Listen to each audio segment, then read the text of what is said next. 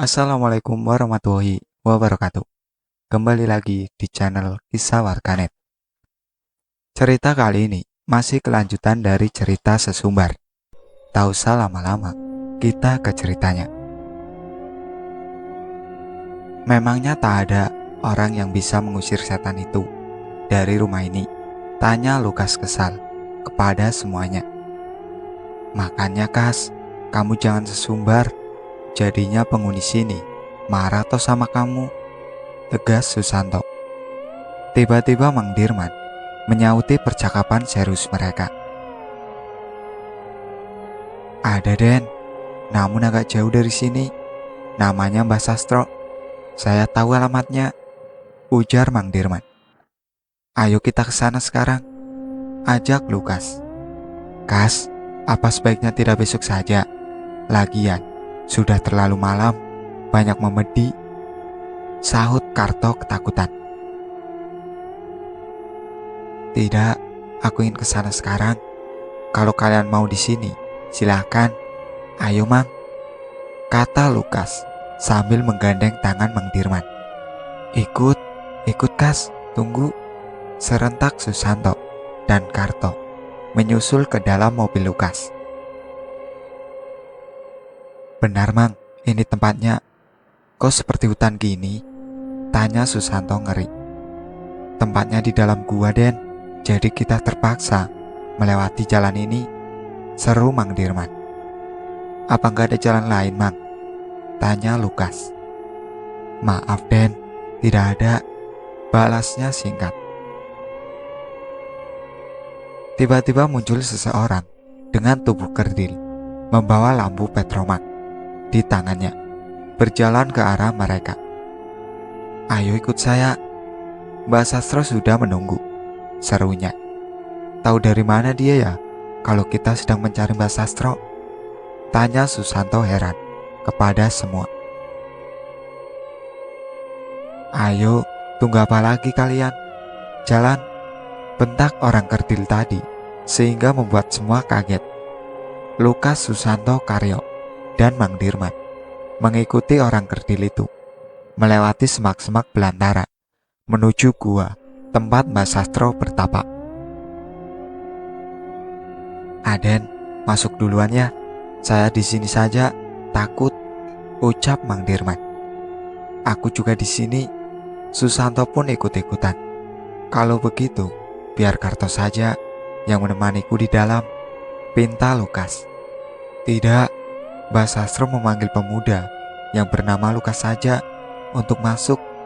Lainnya tunggu di sini, seru orang kerdil itu. Setelah itu, Lukas masuk sendiri ke dalam gua dan lainnya menunggu di luar. Beberapa saat, aduh, kenapa kamu Tok? Tanya Karto pada Susanto. Tiba-tiba aku pengen pipis Kar, ucapnya. Ayo Den, saya antar, nanti keburu kencing di celana, ajak Mang Dirman. Aku ikutan ya Tok. Mang, takut di sini sendirian, pinta Karto. Kalau semuanya ikut, lalu siapa yang nemenin Lukas? Nanti kalau ada apa-apa sama dia, mau kamu tanggung jawab, tutur Susanto. Benar juga katamu. Ya sudah, sana cepetan, jangan lama-lama ya, ucap Karto. Lalu keduanya meninggalkan Karto sendirian di luar mulut gua itu. Sedangkan Lukas di dalam telah menjumpai Ki Sastro. Ada apa kamu kemari? Seru Ki Sastro sambil menatap tajam ke arah Lukas. Saya mau Aki mengusir penghuni rumah itu supaya tidak mengganggu saya dan kawan-kawan saya, balas Lukas. Boleh saja, tapi serahkan dulu benda pemberian orang tuamu padaku, seru Ki Sastro. Bagaimana dia bisa tahu tentang itu? Gumam Lukas dalam hati. Aku tahu anak muda, jangan meremehkan kekuatanku. Kalau kau mau, aku membantumu. Serahkan dulu pusaka itu padaku, ketus Ki Sastro padanya. Lukas dilema. Ia bingung harus menyerahkan pusaka itu ataukah tidak. Karena pusaka itu diberikan langsung oleh papanya untuk melindungi dirinya. Lantas, mana mungkin ia akan memberikannya kepada orang lain. Namun jikalau tidak, maka penghuni rumah itu akan selalu mengganggu dirinya dan teman-temannya. Lukas pun menyerahkan pusaka pemberian papanya kepada dukun itu. Ia tak ada pilihan lain. Yang terpenting baginya, dia dan teman-temannya bisa tinggal dengan tenang di rumah itu. Setelah menyerahkan benda itu, dukun itu menyodorkan sebungkus bunga 7 rupa padanya dan menyuruhnya mandi dengan bunga itu di tempat sebelah gua tanpa memakai sehelai kain pun. Ia pun mengikuti apa yang diperintahkan dukun itu, lalu beranjak keluar menuju tempat pemandian. Lukas menaburkan seluruh bunga yang berbeda warna itu ke dalam bak yang berisi air, lalu segera mandi. Siraman pertama, ia melihat wajah Susanto, temannya. Siraman kedua, ia melihat wajah Karto, temannya. Dan hingga siraman ketiga, ia melihat wajah kekasihnya, Winda. Secepat mungkin, ia memakai pakaiannya dan bergegas menuju gua untuk mempertanyakan hal yang dilihatnya tadi, yang menurutnya janggal. Ki, mengapa saat mandi saya melihat wajah orang-orang yang saya kenal? Apa maksud dari semua ini, Ki? Tanya Lukas dengan nafas ngos-ngosan. Belum saja pertanyaannya dibalas, dukun itu merubah wujudnya menjadi dukun muda yang kemarin pergi ke rumahnya dan menyuruhnya untuk menyiapkan sesajen. Jadi kau, ucap Lukas terkejut. Iya anak muda, aku. Mengapa kau terkejut? Dia makhluk tak kasat mata, meminta tumbal darimu, yaitu ketiga teman-temanmu. Dan setelah kau menyerahkan pusaka ini, kau akan melihat mereka-mereka yang tak kasat mata. Itulah akibatnya jika kau menentang mereka. Sekarang nikmatilah kehidupan barumu itu, tutur dukun itu. Lukas pun segera meninggalkan tempat itu dan lari tunggang-langgang keluar gua. Di sana sudah ada Karto yang telah lama menunggunya dan bingung melihat Lukas yang lari seperti dikejar sesuatu. Kenapa kamu itu? Ada apa? Tanya Karto pada Lukas yang masih ketakutan. Sudah yuk, tinggalkan tempat terkutuk ini, ajaknya sambil menggandeng tangan Karto dan berlari keluar menuju hutan itu. Mana Susanto dan Mang Dirman? Tanya Lukas. Tidak tahu, tadi pamitnya pipis, mungkin sudah di mobil, sahut Karto sambil terus berlari mengikuti Lukas. Tunggu, sial, tasku tertinggal di sana. Aku ambil dulu, kamu tunggu di sini, ucap Lukas. Sudahlah, biarin saja. Ayo kita pergi. Aku takut kalau harus menunggu sendirian lagi di sini, balasnya. Aku cuma sebentar, Kar. Di tas itu ada barang penting milik Winda. Sudah kau tunggu di sini saja dan jangan kemana-mana sebelum aku datang, pintanya lalu berlari menuju gua tadi. Saat ia sampai di sana, ia kaget. Gua itu tak ada di situ. Yang ada hanyalah hutan dan semak-semak belantara. Ia menjumpai tasnya berada di bawah pohon besar. Lalu dengan cepat ia mengambilnya dan pergi. Saat hendak pergi, Lukas melihat ke atas pohon itu. Tiba-tiba ada makhluk-makhluk botak turun dari pohon itu dan hendak mengejarnya. Ia pun lari tunggang-langgang meninggalkan tempat itu, menyusul Karto, temannya. Namun sepertinya tempat yang ia lewati jalannya tak berujung dan tetap kembali ke pohon itu lagi. Sial, mengapa aku jadi bisa melihat mereka? Dan mengapa jalan ini seperti tiada akhirnya? Di mana Karto saat ini? Karto, Kar, kamu di mana? Tolong aku, Kar. Lukas meneriaki Karto yang tiba-tiba menghilang dengan terus berlari, mencari jalan keluar. Namun makhluk botak itu terus mengikutinya hingga akhirnya ia jatuh ke dalam lubang dan tak sadarkan diri. Saat pagi tiba, Lukas tersadar.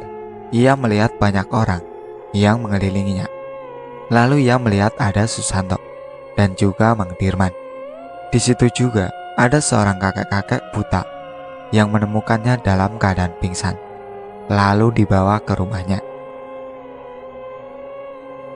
Di mana aku, Kar? Karto, mana dia? Tanyanya mencari keberadaan temannya yang kemarin mendadak hilang. Tenang anak muda, kawanmu ada di sana, sambil menunjuk keranjang. Ia belum sadarkan diri. Aku menemukanmu, dan dia tengah pingsan di hutan pagi tadi. Namun naas, di badan dan wajah temanmu banyak sekali luka cabikan. Itu bukan luka biasa, tutur kakek itu. Apa maksud kakek sebenarnya? Tanya Lukas penasaran. Jiwa temanmu terkunci di alam lain. Kita harus berdoa bersama dan membawa pulang jiwanya kembali. Jangan pernah membuka mata sebelum aku memintanya, atau temanmu akan mati, seru kakek itu. Lalu semuanya yang ada di ruangan itu berdoa, juga Lukas. Saat ia memejamkan mata, Lukas melihat Karto yang dalam keadaan ketakutan, seperti melihat sesuatu. Lalu ia memanggil dan menghampiri Karto. Namun tingkah laku Karto seperti orang yang tidak waras. Kar, ayo pulang Kar, ayo, kenapa denganmu? Ucap Lukas yang menarik tangan Karto untuk ikut bersamanya. Tidak, aku takut Kas, mereka ingin membunuhku, sahut Karto ketakutan. Ayo Kar, pulang ikut denganku, kata Lukas sambil terus menarik tangan Karto. Tiba-tiba ada angin kencang yang menyeret Karto ke arah lain. Kas, tolong aku Kas, teriak Karto. Ketakutan saat ada beberapa orang yang menyeretnya, meninggalkan Lukas. Lalu Lukas tiba-tiba kaget dan membuka mata, dan saat bersamaan juga Karto mengembuskan nafas terakhirnya. Sudah saya bilang, jangan buka mata sebelum saya izinkan. Maaf, saya sudah tidak bisa menolong teman kamu. Jiwanya sudah mereka bawa ke alam lain. Karto sudah meninggal, tutur kakek itu dengan nada setengah membentak. Kar, maafin aku Kar, ini salahku. Gara-gara ulahku, kamu harus jadi tumbal mereka. Andai aku tak sesumbar, pasti semua ini tak akan terjadi. Maafkan aku Kar. Lukas menangis meratapi nasib temannya yang meninggal akibat ulahnya. Apa maksudmu Kas? Kamu menjadikan temanmu tumbal. Tega kamu Kas. Apa aku juga yang akan kau korbankan? Bentak Susanto murka kepada perilaku Lukas. Lukas pun hanya mengangguk, mengiyakan pertanyaan dari Susanto, yang bertanda bahwa ia juga melibatkan dirinya dalam tumbal itu. Juga satu temannya lagi yang belum diketahui untuk menjadi korban selanjutnya. Gila kamu Kas, tega kamu, seru Susanto sambil berjalan pergi keluar dari rumah itu, disusul Mang Dirman. Nak, ketahuilah, rumah dinas yang kau tempati itu adalah bekas rumah seorang keluarga yang menganut ilmu hitam. Mereka semua mati karena bukan warga yang tak terima jika warganya ada yang menganut ilmu hitam. Warga kemudian menyiksa seluruh anggota keluarga dengan keji. Ada seorang lelaki yang memakai baju adat Jawa, lalu kepalanya dibabat oleh warga hingga terpisah dari badannya. Ada juga lelaki yang dicambuk dan dianiaya oleh warga sampai sekujur tubuhnya memar, dan di mana saat itu kamarnya sedang ditempati oleh temanmu Karyo. Ada juga seorang anak kecil yang diseret lalu ditenggelamkan di sumur tua yang berada di rumah itu. Dan yang lebih memprihatinkan adalah seorang wanita setengah baya, ibu dari anak itu, yang kakinya diborgol dan dikurung hingga tidak pernah diberi makan sama sekali, sampai akhirnya ia tewas dengan keadaan badan kurus kering. "Cepat susul temanmu sebelum terlambat, cepat," tutur kakek itu. Lukas pun segera berlari mengejar Susanto yang dalam keadaan kalap. Hingga akhirnya Susanto kembali ke rumah itu dan berniat untuk pergi dari sana. "Tok, mau kemana kamu? Ini kan sudah malam, Tok," tanya Lukas. "Aku tak ingin mati sia-sia di sini, Kas. Aku ingin pulang, menemui istri dan anakku. Aku tidak mau tinggal di sini lagi," serunya sambil menangis, mengingat keluarga yang ditinggalkannya. Ia takut tak akan bertemu dengan mereka lagi untuk selamanya. Lalu Susanto pergi dari rumah itu dan meninggalkan Lukas sendirian. Belum ada beberapa menit keluar, Susanto kembali lagi ke rumah itu dalam keadaan aneh. "Tok, kenapa kamu kembali lagi?" tanya Lukas yang heran melihat sikapnya. "Tidak apa-apa," sautnya singkat, lalu pergi ke dalam. Ketika hendak menyusul Susanto yang entah pergi kemana, tiba-tiba Lukas menjumpai seorang lelaki dengan luka cambukan dan memar di sekujur tubuh, sedang tidur di kamar Karto. Ketika ia masuk untuk memastikan, tiba-tiba lelaki itu memalingkan wajahnya dengan tersenyum mengerikan. "Terima kasih, akhirnya aku bisa tidur di sini lagi," ujarnya. Lukas pun lari ketakutan menuju kamarnya. Saat hendak masuk kamarnya, Lukas bertemu seorang anak kecil yang memakan sesajen di pojok kamar yang sengaja disiapkan untuk penunggu rumah itu. Lalu ia mendekatinya dan menyuruhnya agar tidak memakan barang seperti itu. "Nak, apa yang kau lakukan? Jangan dimakan. Kalau kamu lapar, ikutlah denganku. Akan kuberi kamu makanan. Ayo," ajak Lukas padanya, yang saat itu tak mengetahui bahwa anak itu adalah seorang arwah gentayangan. Lalu anak itu pergi ke arah belakang, menuju sumur tua. Lukas yang tak tahu apa-apa segera mengejarnya. Ia takut akan terjadi apa-apa padanya.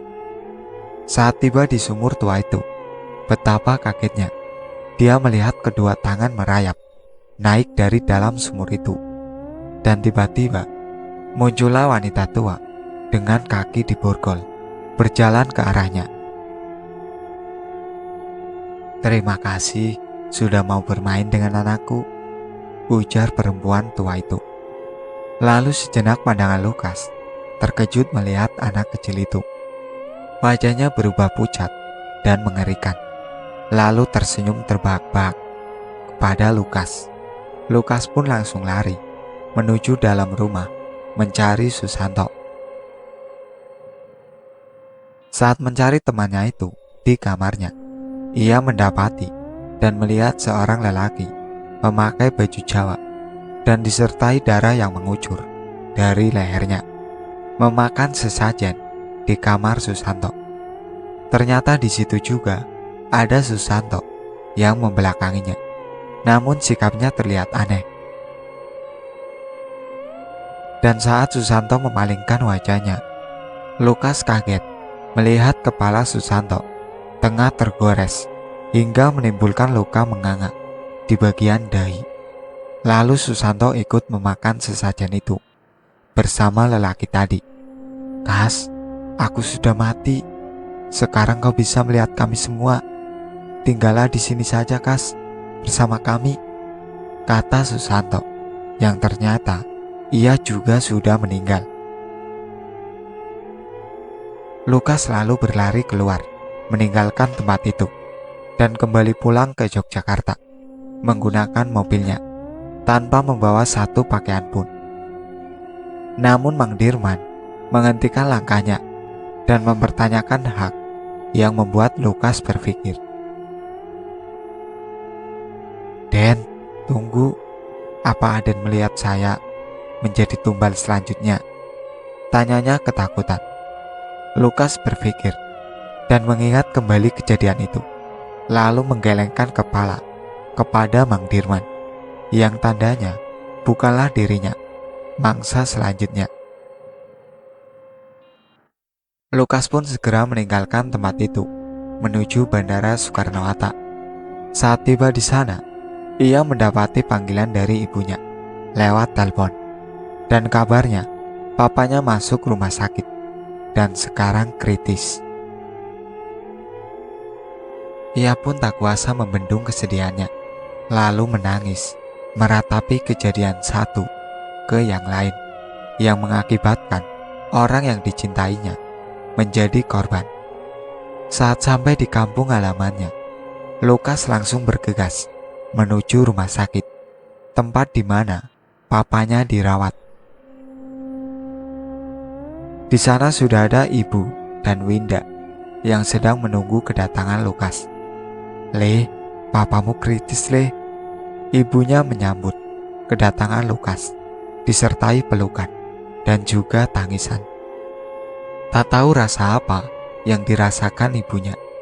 Mungkin sedih, bercampur rindu, karena anaknya sudah pulang ke tempat kelahirannya. Namun di sisi lain, suaminya sedang berjuang melewati masa kritis. "Sudah mah, papa tidak apa-apa," ucap Lukas yang menguatkan ibunya. "Hai, apa kabar kamu?" sapa Winda padanya. "Baik, kamu gimana?" Lukas bertanya balik. "Baik juga," kata Winda singkat. Karena kehabisan kata-kata, dalam hatinya saat ini adalah rasa kangen luar biasa pada Lukas. Walaupun saat kejadian itu masih membuatnya trauma sampai sekarang, namun ia harus melupakan semua itu dan terus berdiri di samping Lukas sebagai penyemangatnya. Lukas pun saat itu juga bahagia. Akhirnya setelah sekian lama, ia tak berjumpa dengannya. Winda akhirnya mau bicara kepadanya. "Aku pulang dulu ya. Semoga papamu lekas sembuh," kata Winda. "Iya, makasih. Mau aku antar?" ajak Lukas. "Enggak usah, aku bawa motor kok," tuturnya sambil tersenyum manis pada kekasihnya. Lukas pun mengantar Winda sampai ke depan pintu rumah sakit. Melihatnya pergi, lalu kembali masuk ke dalam.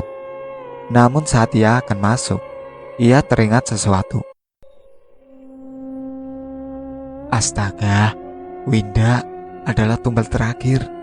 Lukas pun segera berlari mengejar motor Winda sejauh mungkin. Saat berlari beberapa meter, ia melihat ada garis polisi di jalan raya tepat di depan matanya. Ia juga melihat motor Scoopy milik Winda di sana.